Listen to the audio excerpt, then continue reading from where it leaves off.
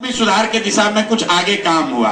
तो इन तीन मुद्दों को लेकर हम लोग घर घर जा रहे हैं, जिसकी शुरुआत मैंने 18 तारीख को कल्याण बिगहा से करी। कल्याण बिगहा के पंचायत में तो हम पहुंचे, लेकिन आपने शायद देखा होगा नीतीश कुमार के प्रशासन ने हमको कल्याण बिगहा गांव नहीं जाने दिया।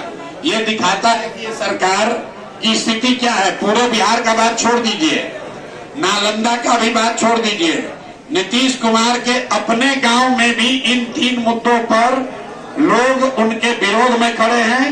जब मैं हस्ताक्षर कराने गया तो पूरा प्रशासन लगकर उन्होंने कल्याण बिगहा में मुझे जाने नहीं दिया, लेकिन उससे कोई फर्क नहीं है। हम लोग कल्याण बिगहा फिर जाएंगे, आज नहीं तो कल जाएंगे जरूर। लेकिन उसके साथ साथ जो जन सुराज से जुड़े हुए साथी हैं वो पूरे बिहार में घर घर जाकर 1 करोड़ लोगों का हस्ताक्षर लेंगे।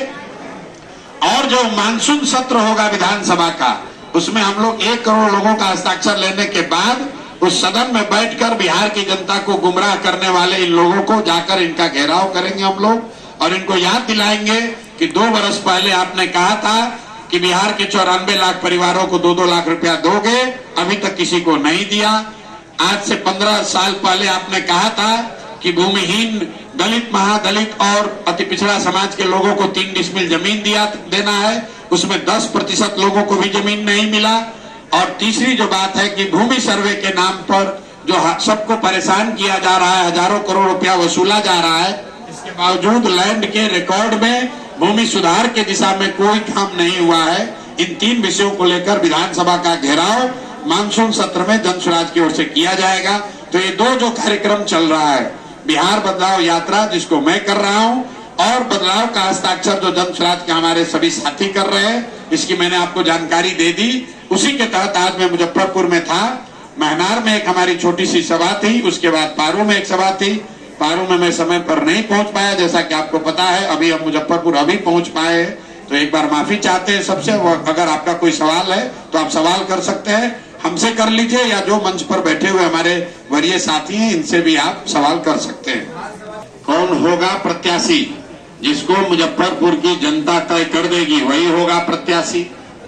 जन सुराज पहला दल है जिसने ये व्यवस्था बनाई है कि जिसको भी प्रत्याशी बनना है वो आवेदन दे, और आवेदन सिर्फ प्रशांत किशोर और जन सुराज को न दे, वो आवेदन अपने क्षेत्र की जनता को भी दे। तो जो जिसने भी आवेदन दिया है वो अपने आप को संभावित प्रत्याशी के तौर पर आधिकारिक तरीके से अपने क्षेत्र में घूमकर बता रहा है कि मैं यहाँ का संभावित प्रत्याशी हूँ। और जन सुराज की जो व्यवस्था है, अब क्षेत्र की जनता से बात करेगी, और जो भी संभावित प्रत्याशियों में जो सबको मान्य होगा, जो सबको अच्छा लगेगा, वही जन सुराज का प्रत्याशी होगा। लगाए हैं उसमें कौन अच्छा है, आप भी हमको राय दीजिए ताकि चुनने में हमको भी आसानी होगी।